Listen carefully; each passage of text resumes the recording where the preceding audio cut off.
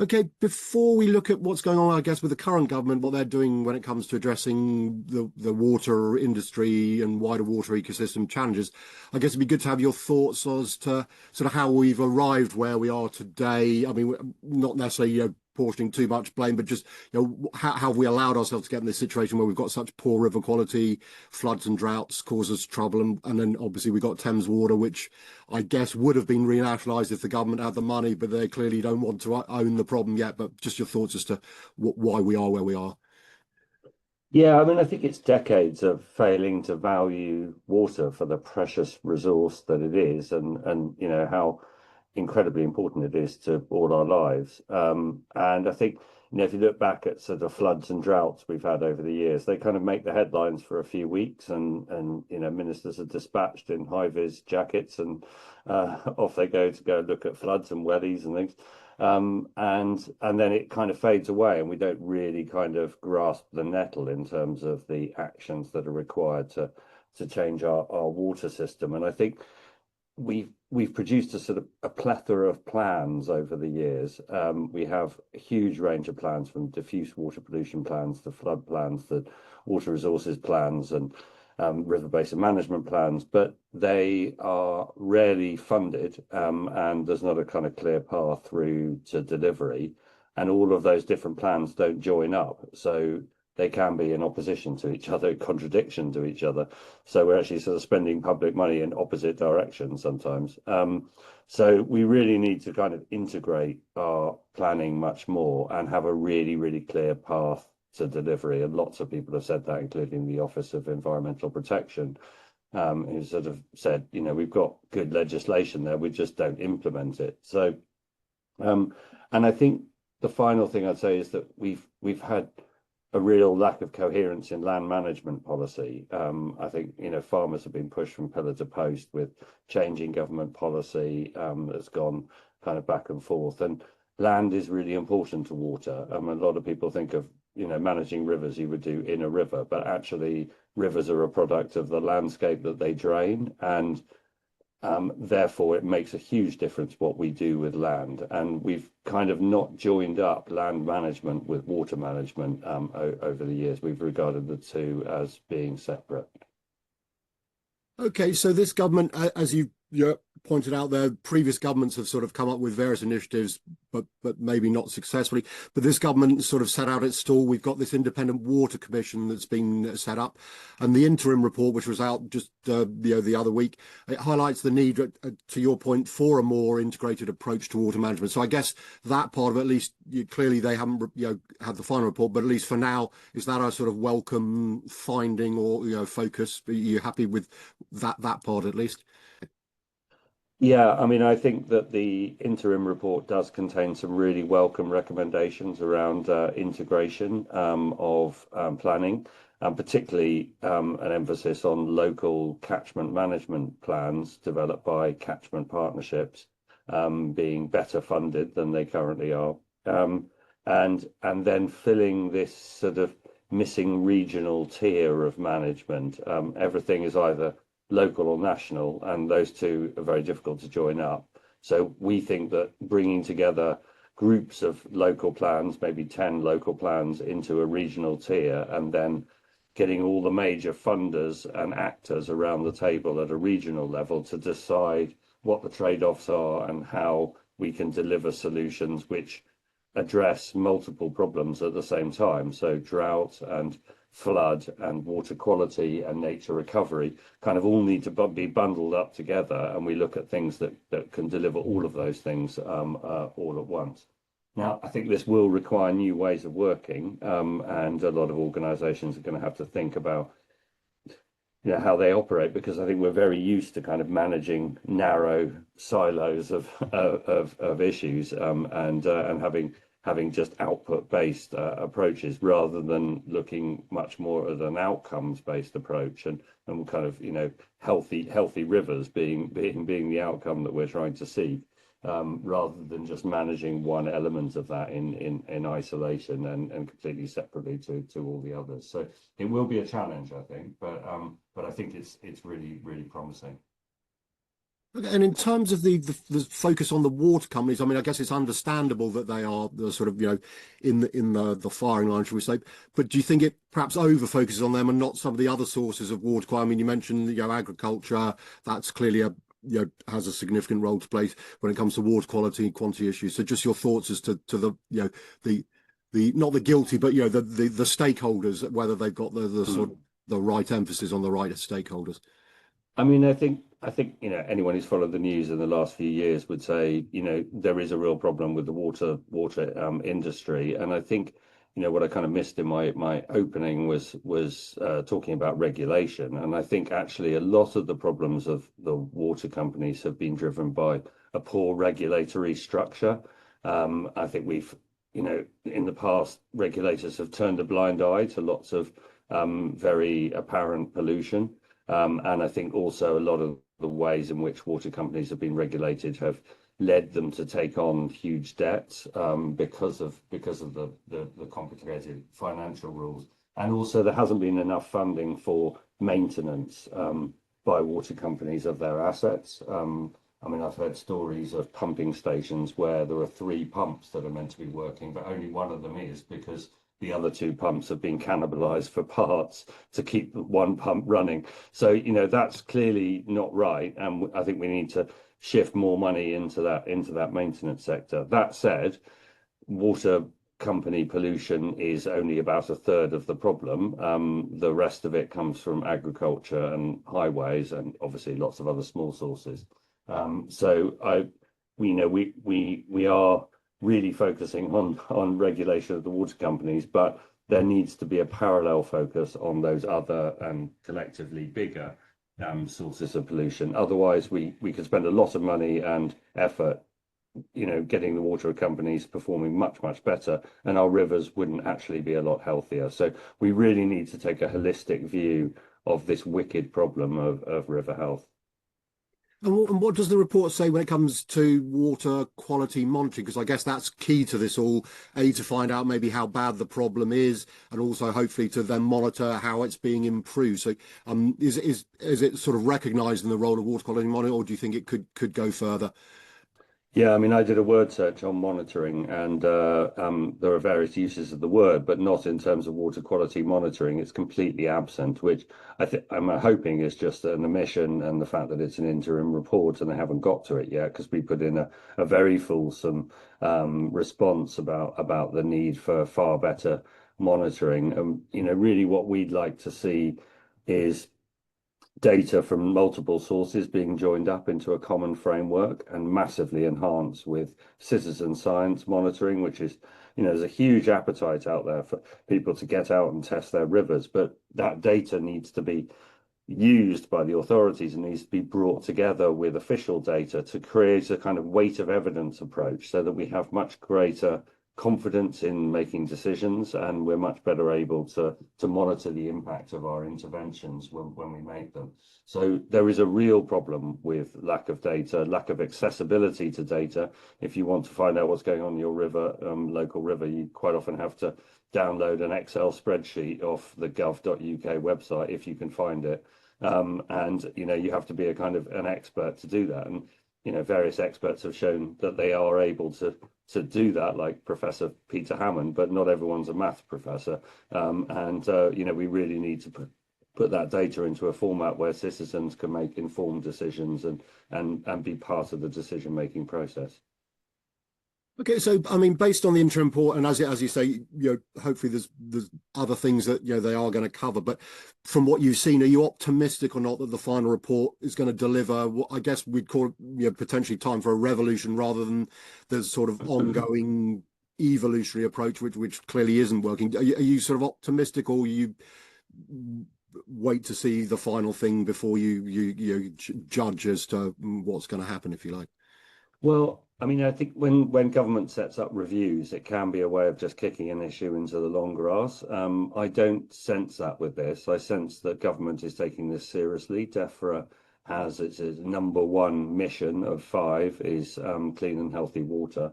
So, they are clearly serious about this, and I know that they're kind of doing a lot of work in parallel with the Commission to think about how they're going to respond to it. So this isn't, I don't think, a sort of paper exercise. That said, I think some of the decisions that are required are going to cost money, and we don't have a lot of that. We're about to commit a lot more money to defence, and we've got huge needs in education and health and social care, etc. So there's a lot of money needed, but I think we can achieve a lot of cost savings. So we can be a lot more cost effective about the way that we're spending money at the moment. I think we're spending billions of pounds in the wrong places at the moment. So we could direct those funds much better. But it will require a bit of investment. Whether it's a revolution or evolution, I mean, I think, we definitely need a radical change, but that could be something that evolved over time. We don't, it's very difficult with a huge system like water to sort of stop everything you're doing and start doing it a completely new way. But I think we can move it a long way, but that might take a few years to achieve that. But we could build that steadily and keep things operating in the meantime. We shouldn't stop everything immediately. Okay, and in terms of whether this government can sort of claim the credit or not, practical examples what's being done so far. I mean, there's been this announcement over the reservoir, some new reservoirs are going to be built, which always seems to be, we have a lot of rain in the winter, digging holes in the ground to collect it seems like quite a sensible idea, but for whatever reason that hasn't happened for quite a long time. So do you think reservoirs are, per se, just welcome that, this is a 30-year or more sort of pause has now come to an end, and we're going to see some reservoirs being built, although obviously they'll take a few years, I guess, to come online? Well, yes. I mean, the Environment Agency estimates we're going to face a 5 billion litre a day shortfall by 2050, which is just 25 years ago, 25 years away. So I think we're going to have to do everything everywhere all at once. So reservoirs probably are part of that mix. I think the reason they're difficult to build is that everyone wants reservoirs, but they don't want one in their valley. And they are very expensive, and they do emit a lot of carbon in their construction. I think there are things that we could do quicker, which would have other benefits. Those would include putting on-farm reservoirs, which you can do quite small reservoirs, and you can build those in a couple of years. And they provide nice wildlife habitat, and it means that farmers have access to water on their land at just the times when water is most scarce, which is when they need to irrigate. So I think there's a lot of potential for that kind of small scale action. I also think that we need to think very differently about the way that we manage water. I think we need to reverse a mindset that we've had for decades of sort of hurrying water out to sea, when actually we should be holding it back in the landscape, allowing it to infiltrate into the soil and the rock. We should be restoring our soils so that they can retain much more water. I saw some amazing data about different yields of wheat in a drought year from fields which had their soils restored, and the yields were much greater because there was no need to irrigate, and the water was held in the soil because it had a high organic matter. And soil could actually hold as much water as many of the new reservoirs that we're about to build, if you manage it correctly. And that has vast benefits for water generally. It means that soil is less likely to be eroded and washed into rivers where it causes huge amounts of damage. You get a lot less flooding. And it's a great boon to biodiversity as well, and you get healthier crops because there are more nutrients in the soil for the crops to take up. So we have healthier food, less flooding, less drought, and often higher yields, and it also locks up huge amounts of carbon. So there are things that we could do within 5 years that would generate a lot of water for us to use and reduce our demand on it. I guess in that example, though, I suppose the problem which we talked about maybe earlier is this integrated approach, because what you're saying there makes complete sense. But the number of stakeholders that would be required to work together to make that happen. At the moment, as you say, they might be actually working in opposite directions. So somebody needs to sort of bang their heads together and say, right, this is what we're going to do. Is that's the major issue, is it? Yes, and I think, it's well known that it's very difficult to create policy to influence agriculture. I mean, agriculture is operating in a very difficult space. It's a kind of often a global commodities market that they're working in, competing against, producers in other countries. So farmers don't get paid enough for their food, and their input costs have gone up in recent years with the war in Ukraine and everything. So, they are not in a very strong financial position to be able to invest in this. And I think we need to kind of really look at land management in the round and think of all those huge benefits. I mean, we're about to spend 22 billion on carbon capture and storage in the North Sea, which is an unproven method and quite risky, pumping carbon dioxide into empty rock that's had its gas taken out of it. And if we spent that money instead on locking up carbon in soil, it would have huge numbers of benefits, and it's much more proven. You can show how much carbon is locked up in soils, and it could get us about 25% of the way to net zero if we really got a grip on managing our soils. So just from a carbon point of view, that would be worth spending, tens of billions of pounds on, let alone all the benefits for everything else. So it feels like we really need to shift our thinking and stop thinking about agriculture as just a way of producing food. It definitely needs to be keep producing food, and we need to increase our food security. But we could achieve all sorts of other things alongside that, which will be of huge benefit to society.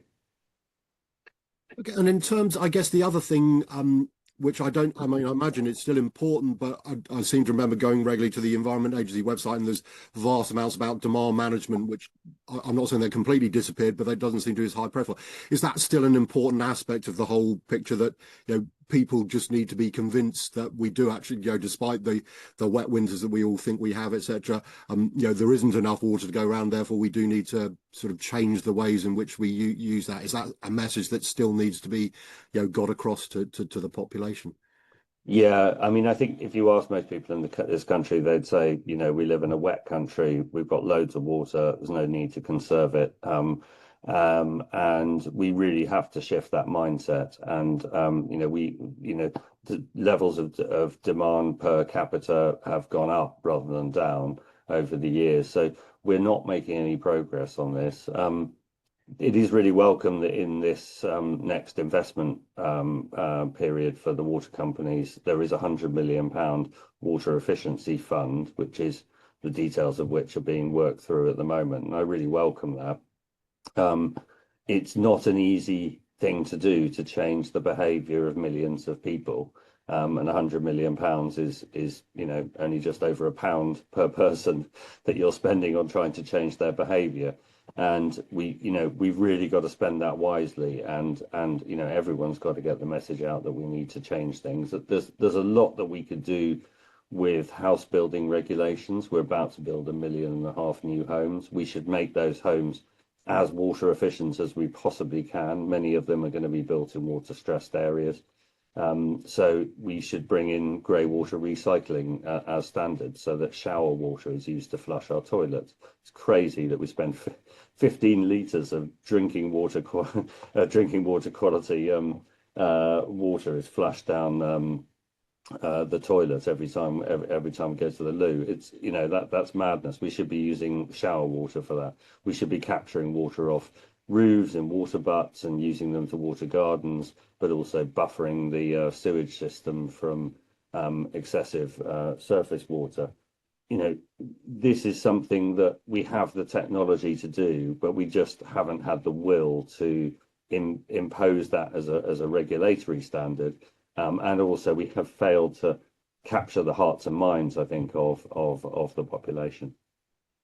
Yeah, I was going to come on to that. I mean, the main challenge does seem to be that you've got all these stakeholders that try and make out, especially like house builders. I mean, I got nothing against them in particular, but they always, whenever everyone's talking about, solar panels, insulation, whatever, they all just say, oh, it's going to make it more expensive for us to build, etc. I mean, is that a bit of a sort of fig leaf to hide behind? And they're not alone. The agricultural folks, as you say, they have a lot of tough challenges, but for them simply to say, well, if everyone wants to eat, then you've just got to leave us to, have all our, pollution run off into rivers, and that's not our problem. I mean, that's oversimplistic, but there are a lot of these stakeholders that sort of defend their territory rather than say, yes, okay, we want to join in, and this integrated approach. So how do you get over those resistances and get everyone on the heading in the same direction, I suppose? Yeah, I think there's a real ostrich-like approach to both the climate and nature emergencies. I mean, we are facing the biggest challenge to humanity from both of those things. I mean, we could wipe ourselves off the planet within 100, 150 years if we continue on the path that we're on. So, this is really, really serious, and people just collectively have said, oh, well, everyone else needs to do something about it, but not me.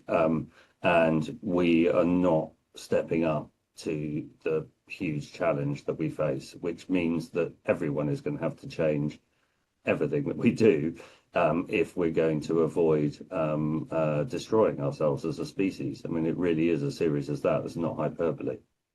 So, agreed. We have to get a grip of this. We have to, really treat water like it is incredibly valuable, which it is, and that it is the essence of life itself, and we can't survive without it. And, what will happen otherwise is that taps will start drying up. Homes and businesses and factories will have to, will not have access to water. It'll be a massive impact on economic growth. We'll face vast flood risk. 1 in 6 properties are at risk of flooding at the moment. That's scheduled to move to 1 in 4 properties. The misery and economic cost of flooding are huge, and anyone who's experienced that will say that they want to see everything done to try and stop it. So, we've got to get a grip of this, and also our nature is just disappearing before our eyes. So there are huge wins to be had, but vast costs to society and us as people if we don't get a grip of it. Okay, so I mean, I perhaps just ask again, but I mean, what couple of other things? I think the HM Treasury, you've pointed out that their 10-year infrastructure strategy highlights the importance of nature-based solutions, and then we've also had the fact that some of the water company fines are going to actually be used directly for environmental projects. So, taking that and this interim report and stuff, again, I'd just ask finally, are you optimistic or more optimistic than you maybe have been in the past that this government wishes to make a sort of meaningful, positive change, or do you worry that you've seen it all before, and as you say, it'll kind of get kicked into the long grass in a couple of years' time, and we'll be having this conversation sadly again in the same circumstances? So, I mean, I think the jury's out a bit. There's some really good stuff going on from this new government. We really welcome a lot of the attention that they've put. They've just put a lot more, well, they're consulting on putting a lot more money into natural flood management. They brought in the Water Commission. There was the Water Special Measures Act, and that's driving water companies to adopt a lot more nature-based solutions. There's this big investment program coming forward from the water companies, which is going to contain a lot of good stuff. It's maybe not being spent in the most optimal way, but so there's a lot of good stuff. But if you look at the big picture about a government, you look at the top and the leadership, and I've heard too much from Keir Starmer and Rachel Reeves about wildlife getting in the way of development and the planning system. It's all about newts and bats stopping development, which is, simply not true. We've got a planning and infrastructure bill, which is really kind of riding a coach and horses through very dearly held environmental protections that we have to protect nature. Keir Starmer's gave a speech about Hinkley Point nuclear power station, which is, had been required to put in an acoustic fish deterrent to stop vast quantities of fish being sucked into the intake pipes. And he described it as a fish disco in a kind of joking way. So, there's this rhetoric coming out of the senior leadership of the government, which is really not helpful and is failing to back up the rhetoric of some of their ministers who are talking about a win-win, where you can have development, but if you do it really sensitively and with nature and water and climate in mind, you can actually have economic growth, and you can also protect the biodiversity and climate on which future economic growth is absolutely dependent. So we can't have one without the other. You've got to have both, but that needs to be shown in the leadership, and the leadership needs to step up and talk about the emergency and talk about the fact that we are going to have to make radical decisions if we're going to rise to the biggest challenge that humanity has ever faced. Yeah, and I'm not, I wouldn't disagree with your characterization or defend that, but do you worry as well that they're partly responding, and wrongly in my view, and I expect yours, because there's a sort of business driven, and obviously the new incumbent across the pond, etc., they kind of pushing back on this and are suggesting that we, this is, if not lies, it is going to, devastate business, and therefore it's unaffordable and we can't do it. Do you worry that that message is becoming stronger, and therefore it's going to be more difficult to do what is required? Because, as you say, fundamentally, if we don't, it's not a very bright future for anyone, is it? Businesses can't exist if they haven't got water, and their buildings are flooded, etc. Yeah. So just your thoughts as to how worried you are at the sort of pushback. Yeah, exactly. I mean, I think it's a sort of obvious problem that they face, that you face a huge challenge like climate and nature emergencies. Addressing that is going to require some difficulty for a bunch of for everyone, really, for business and for people. And so there's an obvious populist pushback against that, to say, oh, well, we don't want those short-term hardships in order to protect our long-term future and our children and our grandchildren's livelihoods. We want to carry on the way we are. And then politicians catch on to that, and you've seen other political parties responding to that by saying, oh, well, we're going to kick net zero down the road, or abolish all work on net zero from some quarters. That's crazy. It's a crazy thing to do. It's an easy kind of win for people who haven't thought it through properly, and we've got to counter that by really kind of spelling out what the future will look like if we don't take the radical action that's required. There will be some short-term pain in that. There will also be some huge benefits, re-greening our cities, creating much nicer places to live with sustainable drainage systems throughout our streets will have a huge effect on crime and the fear of crime, and cooling our overheated streets, and stopping surface water flooding, and reducing sewage overflows, and allowing more water to soak into aquifers. It's a great future that we could have, but it does require bold leadership, and it requires leaders who are prepared to make tough decisions, which is what they say. They always say they're going to do, but they don't. So, there is a really bright future. It will require some bumps in the road on the way to get there, but we have to be bold and have a really clear intent, and believe the very, very clear science that we are headed for destruction if we don't, back the truck up and head in a different direction. Okay, I mean, it's been brilliant to chat, Mark, and thank you for sharing so many fascinating, great insights into where we are now and where we perhaps need to be. So really appreciate your time today. Thank you so much. It's been a pleasure, Phil. Thanks.